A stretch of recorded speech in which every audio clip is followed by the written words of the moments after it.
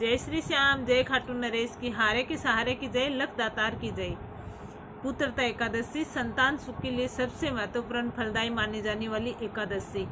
अब ये जिनकी संतान सुख, जिनको संतान नहीं है उसके लिए भी ये फलदायी है, और जिनके संतान है उनके वो अपने संतान के भविष्य के लिए भी इस एकादशी पर कुछ उपाय कर सकते हैं।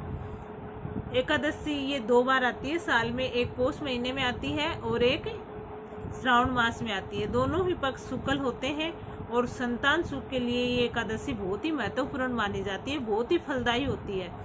तो जिन महिलाओं को संतान नहीं है तो वो बाबा से संतान के लिए अर्जी लगा दें, और जिनके संतान है तो वो अपने संतान के सुखद भविष्य के लिए अर्जी लगाएं।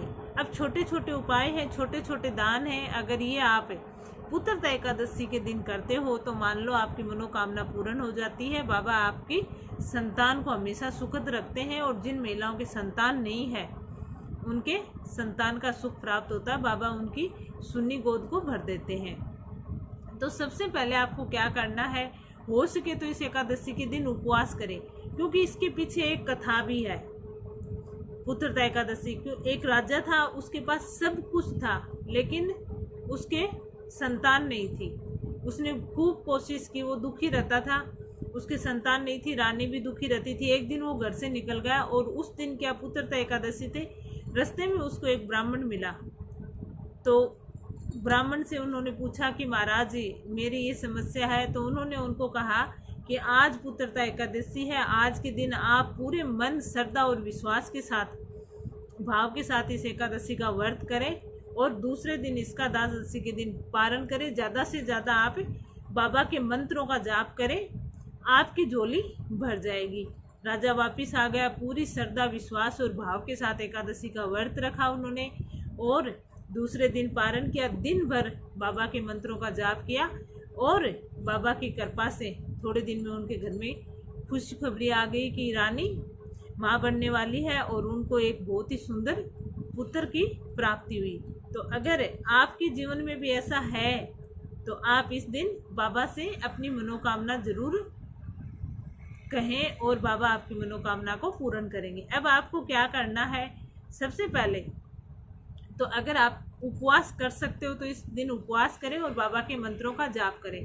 अगर आप उपवास नहीं कर सकते हो कोई कारणवश, तो इस दिन आप तामसिक चीज़ों से दूर रहें, नॉनवेज ग्रहण नहीं करें, लहसुन प्याज नहीं खाएं, और सूर्यास्त के बाद आप ये उपाय ज़रूर करें। सबसे पहले तो आपको क्या करना है, एक पर्ची पर अपनी मनोकामना लिख लेनी है और मंत्रों का जाप करना है। फिर वो मनोकामना आप कोई मंदिर की जो दान पेटी वगैरह होती है वहाँ पे आप रख के आ जाएं, या फिर चने की दाल लें और चने की दाल को आप भिगो दें, और एक पान का पत्ता लें, एक बेलपत्र का आप पत्ता लें, और वो भिगी हुई दाल को आप थोड़ी थोड़ी उन पत्तों पे डाल दें।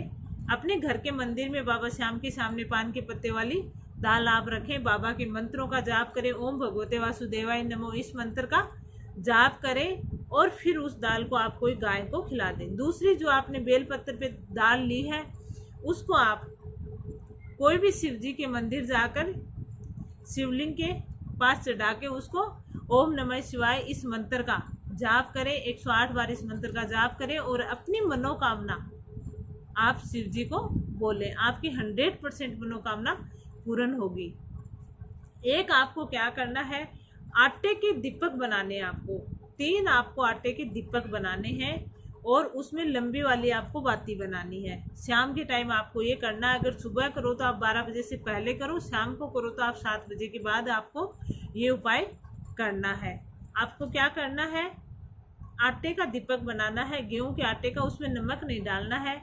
अब उनमें आप तेल या घी से उनको अपने घर के मंदिर में, अगर मंदिर में जा सकते हो तो अच्छी बात है, नहीं तो अपने घर के मंदिर में आप उनको जलाएं और बैठ जाएं, ध्यान करें, अपनी मनोकामना बोलें। पर्ची पे लिख के भी बाबा को बता सकते हो। बाबा के मंत्र का जाप करें, विष्णु जी के मंत्रों का जाप करें, और श्रावण मास में है तो आप शिव परिवार को भी याद करें और भोलेनाथ के मंत्र का भी आप जाप करें।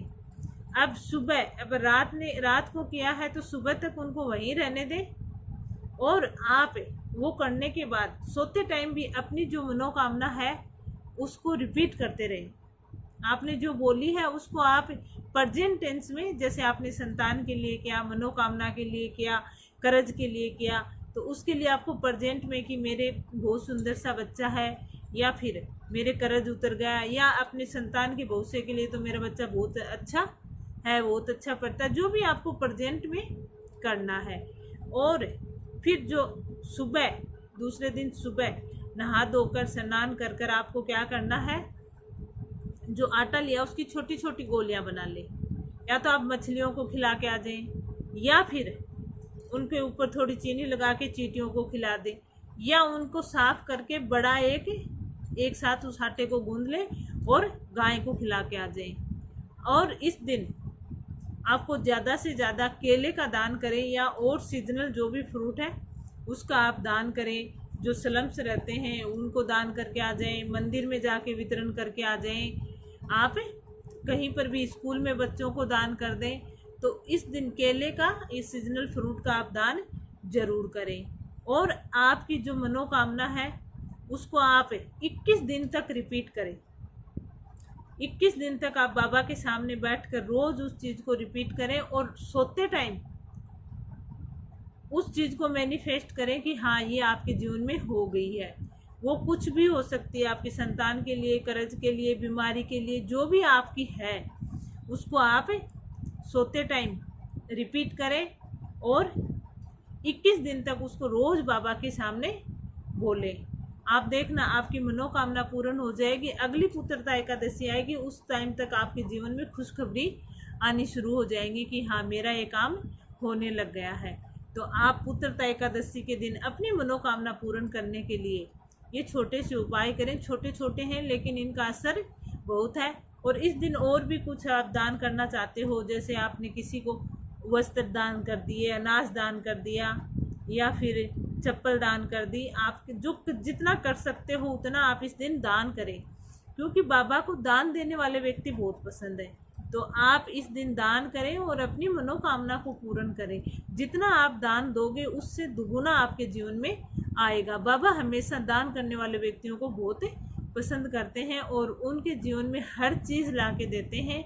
जितना दान करते हैं उससे ज़्यादा बाबा उनको देते हैं, तो वो और ज़्यादा दान करते हैं।